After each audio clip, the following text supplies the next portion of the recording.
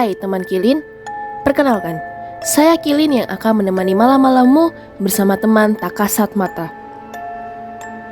Kilin akan membawakan cerita-cerita seram yang membuat bulu kuduk kalian merinding. Cerita pengalaman Kilin bersama teman-teman dan keluarga Kilin yang boleh dipercaya, boleh tidak.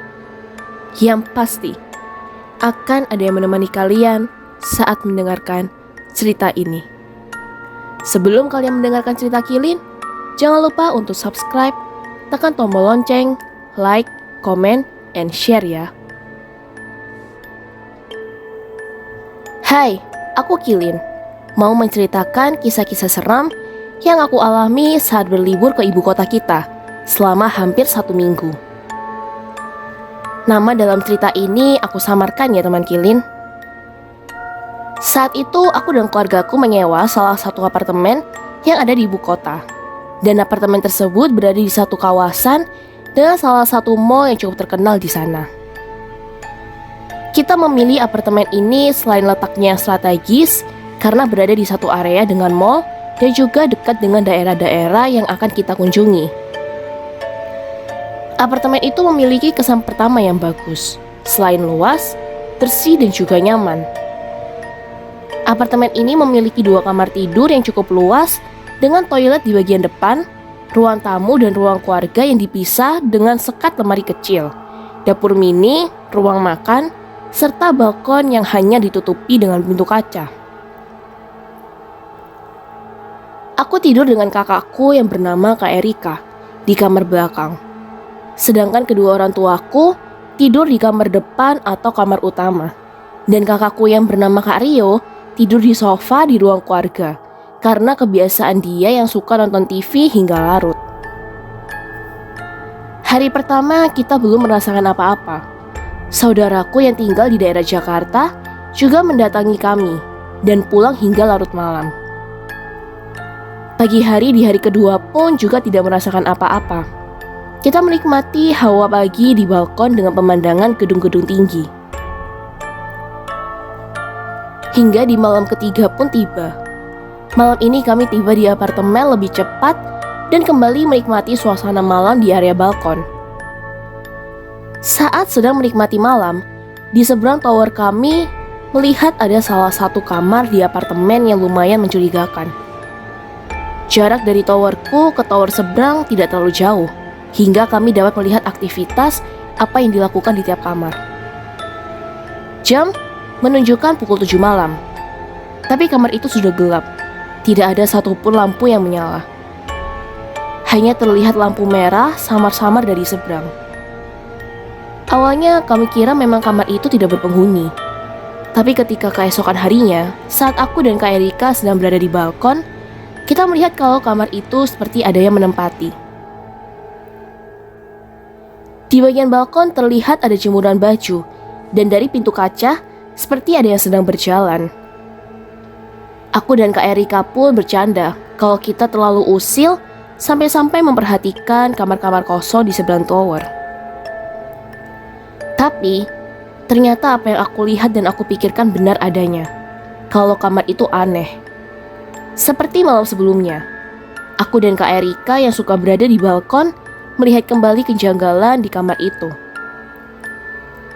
Lagi-lagi kamar itu gelap dan hanya kelihatan lampu merah samar-samar, dan kali ini beberapa kali aku melihat seperti senter yang sedang dinyalakan kemudian dimatikan. Begitu terus hingga akhirnya aku cerita dengan keluargaku yang lain kejanggalan apa yang aku lihat.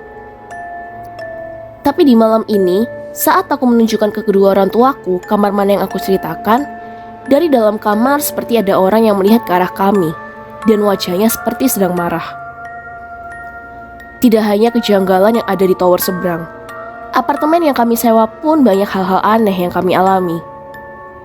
Salah satunya, saat malam hari Kak Rio tidur di sofa ruang keluarga sedang menonton TV, merasa ada yang memperhatikannya dari pintu kaca balkon.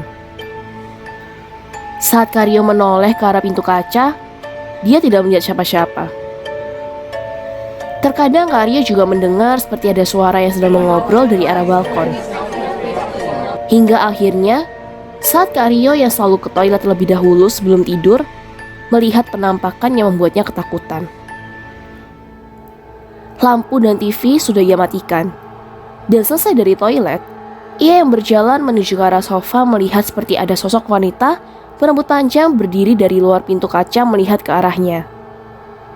Karyo yang kaget cepat-cepat menyalakan lampu dan sosok tersebut menghilang. Aku pun juga pernah melihat sosok tersebut. Saat itu aku terbangun karena ingin buang air kecil. Aku lihat masih jam 4 subuh. Setelah ke toilet, aku menuju ke kulkas mini untuk mengambil air. Saat setelah minum, sekilas aku melihat Kak Erika yang sedang berdiri di area balkon. Aku tahu itu bukanlah Kak Erika yang biasanya suka berada di area balkon bersamaku. Karena ini masih jam 4. Semua sedang tidur dan jelas-jelas sebelum aku meninggalkan kamar, aku melihat Kak Erika masih terlelap. Aku berusaha memberanikan diri untuk mengecek di kamar. Dan aku melihat Kak Erika masih tidur, dan di kamar utama kedua orang tuaku pun juga masih tidur. Aku kembali melihat ke arah balkon, dan wanita itu sudah menghilang. Aku pun pernah mendengar seperti ada suara wanita yang sedang menangis. Saat itu aku masih belum bisa tidur hingga jam 1 lebih. Padahal besok harus bangun pagi untuk pergi ke puncak bersama keluargaku yang lain. Aku langsung melihat ke arah Kak Erika. Dia sudah tidur dan posisi dia tidak sedang mengigau. Tapi aku jelas mendengar suara rintihan wanita seperti sedang menangis. Papaku pun pernah melihat saat pagi mau membuat kopi, ia melihat seperti ada yang sedang jongkok di bawah meja makan. Tidak tahu siapa, tapi saat dilihat lagi, sosok itu menghilang. Saat bangun pagi, mamaku yang bangun tidur terlebih dahulu mendengar suara seperti ada yang sedang mandi dari arah kamar mandi. Padahal saat itu semua keluarga aku masih tertidur. Ketika mama ke arah kamar mandi, suara tersebut menghilang. Setelah itu, mama yang masih bingung mendengar suara pintu yang diketuk. Karena mama mengira yang mengetuk pintu adalah salah satu saudaraku, jadi mama langsung membuka pintu. Saat pintu dibuka, ternyata tidak ada siapa-siapa di sana. Di malam harinya, aku dan mama yang hendak mengantar saudaraku pulang dan berarah ke arah lift, terdengar bunyi seperti lift berhenti. Padahal kita belum menekan tombol lift.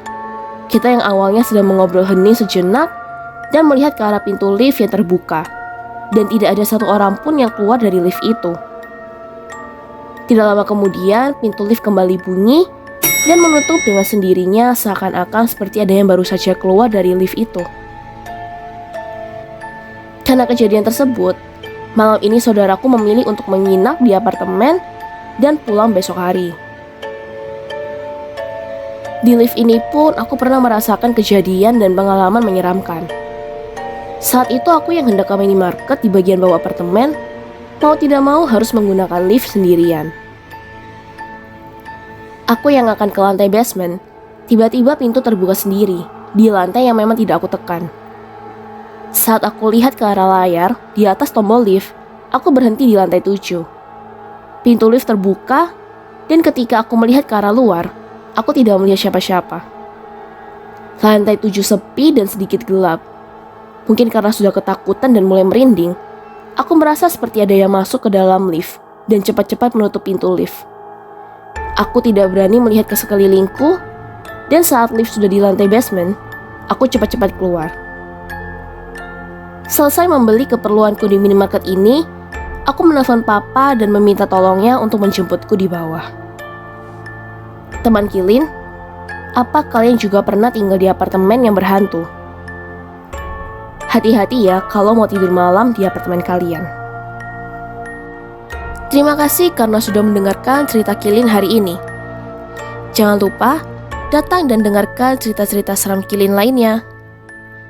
Terima kasih juga untuk subscribe, like, share, dan komennya teman-teman Kilin.